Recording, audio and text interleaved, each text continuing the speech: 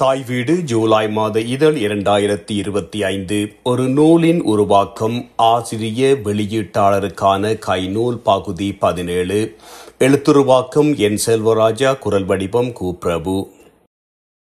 இலங்கை தமிழர்களுக்கிடையே புத்தக பயன்பாடு என்பது தெய்வீக சூழலில்தான் பெரும்பாலும் வளர்க்கப்பட்டுள்ளது என்று கருதுகின்றேன். நவராத்திரி தினங்களில் சுவாமி தட்டிலே புத்தகங்களை வைத்து கல்வி தெய்வமான சரஸ்வதியை வழிபடும் பண்பை வளர்த்து கொண்டுள்ளோம்.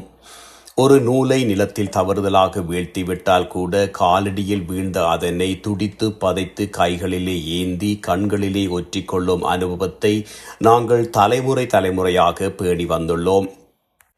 அதேவேளை முரண்நகையாக ஒரு குழந்தையின் அறிவு விருத்திக்கு பொறுப்பாக இருக்கும் ஆசிரியர்கள் முதற்கொண்டு சமூகத்தில் வாசகர்களுடன் நேரடி தொடர்பினை பேணுவதை பணியாக கொண்ட நூலகர்கள் வரை வாசிப்பு கலாச்சாரத்தை பேணி வர தவறிவிட்டதையும் கவனத்தில் கொள்ள வேண்டியுள்ளது. ஒரு ஆசிரியர் பணிக்கு சேர்த்துக் கொள்ளப்படும் வேளை அவரது கல்வித்தரத்தை மாத்திரம் கவனிக்காமல் அவரின் வாசிப்பு கலாச்சாரம் ஊறியிருக்கிறதா என்பதையும் கல்வி திணைக்களத்தில் ஆசிரியர் தேர்விலே பரிசோதித்து பார்க்க வேண்டும். தான் வாசிப்பில் அக்கறை காட்டாத ஒருவர் எப்படி மாணவர்களை வாசிப்பில் அக்கறை எடுக்க தூண்டுவார் என்பதையிட்டு நாம் சிந்திக்க வேண்டும். பாடசாலைகளில் நூலகத்திற்கென பாட அட்டவணையிலே நேரம் ஒதுக்கும் ஆசிரியர் குலம் சிறார்களின் பொது வாசிப்பு பயிற்சிக்காக ஒதுக்கப்பட்ட அந்த ஒரு பாட நேரத்தை கூட நாம் தவறவிட்ட மேலதிக வகுப்புகளுக்காக கவனித்துக் கொள்வதை பாடசாலையின் தலைமையும் சந்தோஷமாக அனுமதிப்பிலிருந்தே இதன் தாற்பயத்தை புரிந்து கொள்ளலாம். ஒரு தனி ஆசிரியரின் நேர முகாமைத்துவ குறைபாடு காரணமாக அந்த வகுப்பின் முழு மாணவர் குழுவினரும் தமக்கான நூலக பாட நேரத்தை இழந்து தவிப்பதை தலைமை ஆசிரியர்களும் உணர்ந்து கொள்வதில்லை. பிரித்தானிய பாடசாலைகளிலும் சிறுவர் பள்ளியிலிருந்து நூலக பாட நேரம் உள்ளது.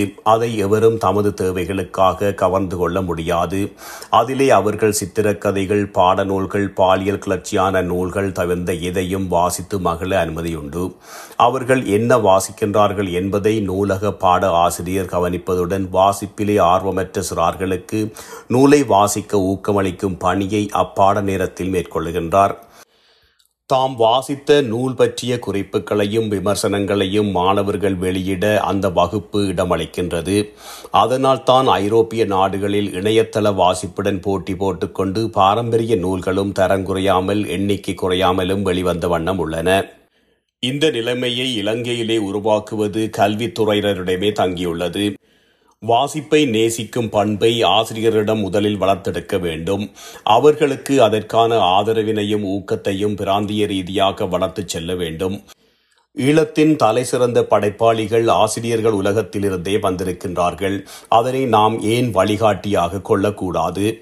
நூல்களை பேணி பாதுகாத்து வாசகரிடம் வழங்கும் பொறுப்பை ஏற்ற பணியை செய்யும் தேர்ந்தெடுக்கப்பட்ட நூலகர்களே வாசிப்பை நேசிப்பவர்களாக இல்லாதிருப்பதும் ஒரு முரணாகின்றது. நூலகவியல் துறையின் தொழில்நுட்பங்களையே இன்றைய நூலக கல்வி நூலகத்துறை மாணவர்களுக்கு, குறிப்பாக பொது நூலகத்துறையின் மூலம் இளையோரிடம் வாசிப்பு கலாச்சாரத்தை வளர்த்தெடுக்கும் பொறுப்பை ஏற்றுக்கொள்ளவுள்ள எதிர்கால நூலகர்களுக்கு போதிக்கின்றது. நூலகரின் சமூக பொறுப்பு பற்றி நூலகமும் சமூகமும் என்ற பாடநெறி புகட்டுகின்றது. அதனை பரீட்சை பெறுபேறிற்கான பயன்பாட்டிற்கு அப்பால் தமது பணியின் போது எத்தனை நூலகர்கள் சிரமேற்கொண்டு சமூக ஊடாட்டம் மிக்கவர்களாக இருக்கின்றார்கள். சமூகத்தில் நூலகம் ஒன்றின் இருப்பு அது தான் சார்ந்த சமூகத்தில் எத்தனை புதிய வாசகர்களை உருவாக்கி இருக்கின்றது என்பதிலேயே தங்கியுள்ளது என்பது ஒரு நூலக வேத வாக்கு.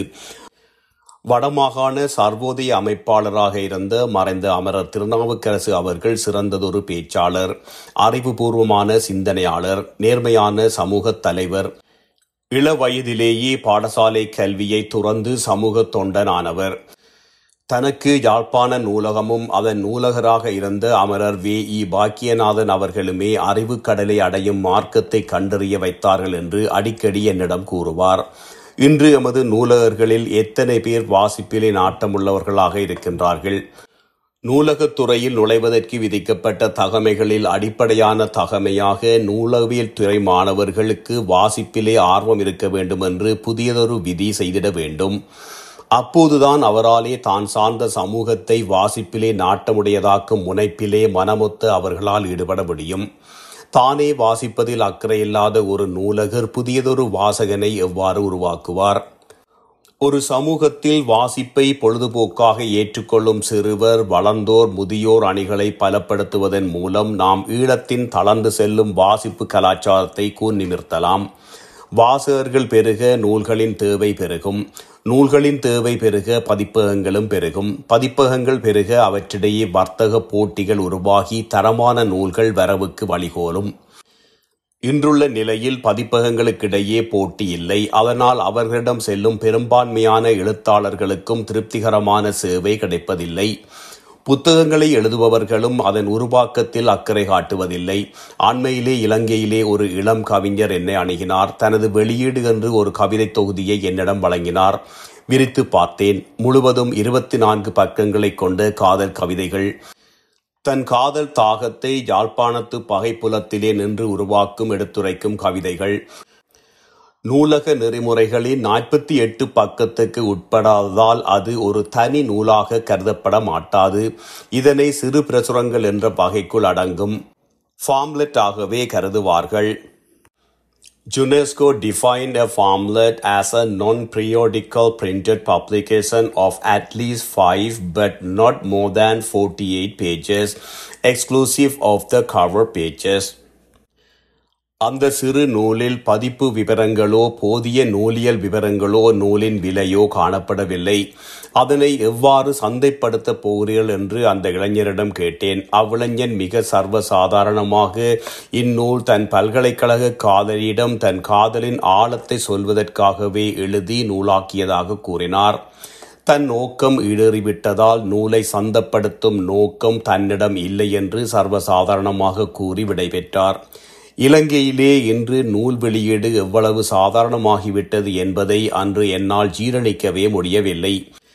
இச்சம்பவம் ஒட்டுமொத்த வெளியீட்டு துறையையும் எடைபோடும் ஒரு வகை மாதிரியாக கொள்ள முடியாதுதான். இருப்பினும் இது எமக்கானதோர் அதிர்ச்சி வைத்தியமாகவே கருதுகின்றேன். இலங்கையிலே பெரும்பாலான நூல்களின் உருவாக்கங்கள் ஒரு படைப்பாளியின் குடும்பத்தவரின் சொந்த பணத்தில் மிகுந்த மன உளைச்சலுடன் தான் மேற்கொள்ளப்படுகின்றன என்பதை அனைவரும் அறிவோம். நூலை அச்சிட்டு பெறச் செலவிடும் பணத்தில் ஒரு பகுதியேனும் தன்னால் மீளப் பெற்றுக்கொள்ள முடியாதா என்ற அங்கலாய்ப்புடன் தான் பல படைப்பாளிகள் தமது வெளியீட்டின் விற்பனைக்கு வழி தேடுகின்றார்கள் என்பதை நான் அறிவேன். இலங்கையின் தமிழ் நூல் விற்பனையாளர்கள் இந்திய நூல்களை முற்பணம் கொடுத்து வாங்கி விற்பனை செய்வதில் காட்டும் அக்கறை ஈழத்து நூல்களை விற்பனை செய்வதில் காட்டுவதில்லை என்று கனக செந்திநாதன், முல்லைமணி என்று பலரும் ஆதங்கப்பட்டு எழுதியதை கண்டிருக்கின்றோம். எழுத்தாளர்கள் தமது நூலை பற்றிய தகவல்களை புதின பத்திரிகைகளிலும் பருவ வெளியீடின் வாயிலாக அறிமுகப்படுத்தி நண்பர் வட்டத்தில் ஓரளவு விற்பனை செய்து புத்தக கடைகளை காட்சிப்படுத்துவதுடன் நிறுத்திக் கொள்ளுகின்றார்கள். வசதி படைத்தவர்கள் பணச்செலவு வெளியீட்டு விழாக்கள் ஒழுங்கு செய்து தமது நூலை சிறப்பு பிரதிகளாக விற்பனை செய்வதுடன் திருப்தி கொள்ளுகின்றார்கள். தமது நூலின் சில பிரதிகளை தன் பிரதேசத்தில் பல்வேறு நூலகங்களுக்கும் அன்பளிப்பாக வழங்கி தனது நூலின் இருப்பை நீண்ட காலத்துக்கு தக்க வைத்துக் கொள்ளும் எழுத்தாளர்கள் சிறு எண்ணிக்கையினரே. இக்கடமையை ஒவ்வொரு நூலாசிரியனும் புரிந்து கொள்ள வேண்டும். ஒரு பிரதேசத்தின் படைப்பாளிகளின் நூல்களை அப்பிரதேச நூலகங்களில் தனிச்சேர்க்கையாக பேணும் வரலாற்று கடமையை ஒவ்வொரு நூலகரும் மேற்கொள்ள முன்வர வேண்டும். அதற்கு நான் முன்பு சொன்னது போல சமூகத்துடன் வலுவான தொடர்பினை பேண வேண்டும்.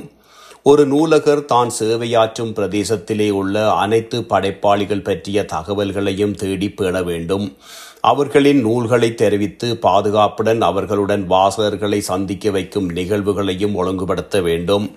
ஒரு பிரதேசத்தில் நூல் வெளியீடு விழாக்கள் அல்லது எழுத்தாளர்கள் சம்பந்தப்பட்ட நிகழ்வுகளில் நூலகர்களை காண்பது எப்போதும் அரிதாகவே உள்ளது.